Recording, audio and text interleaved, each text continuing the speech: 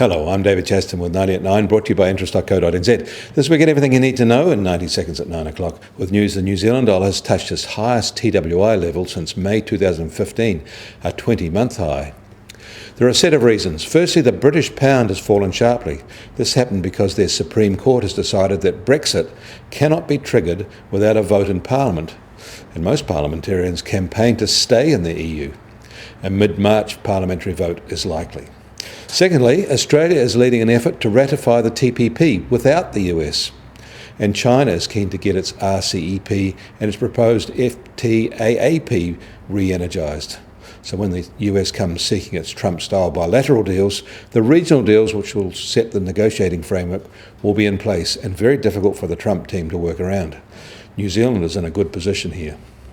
In China, the same state-owned company that recently agreed to buy UDC has announced it is buying Skybridge Capital, Trump advisor Scaramucci's company. That will put them at the heart of the alternate investment scene in New York. In Washington, the Congressional Budget Office is projecting that the US federal debt will grow by another $9 trillion over the next 10 years to reach about 90% of US GDP.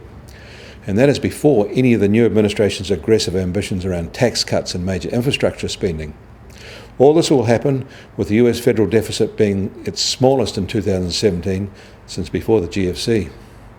And staying in the US, sales of existing homes fell in December, with low inventory levels catching the blame. The industry is calling for more home building to ease the shortages. And a sharp increase in new orders is seeing US factories expanding at their fastest pace in January 2017.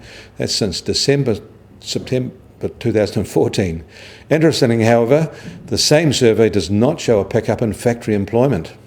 In New York, the US Treasury 10-year yield has gained back almost all its fall yesterday. It's now at 2.47%. Oil prices are a touch higher today, now just over $53.50 for the US benchmark, while the Brent benchmark is just on $55.50 a barrel. The gold price is also a touch higher at $1,212 an ounce. The New Zealand dollar has moved higher overnight and will open at 72.6 US cents today.